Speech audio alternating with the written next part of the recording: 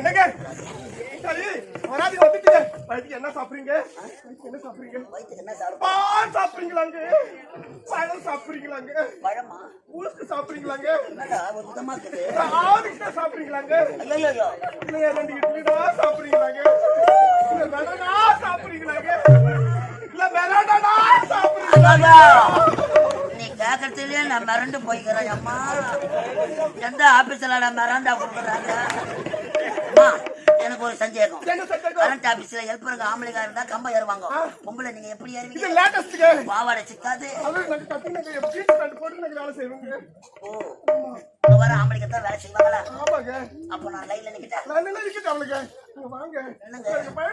இல்ல உங்க பேச்சே ஒரு மாதிரியா இருக்குது. உள்ள இருக்குமா?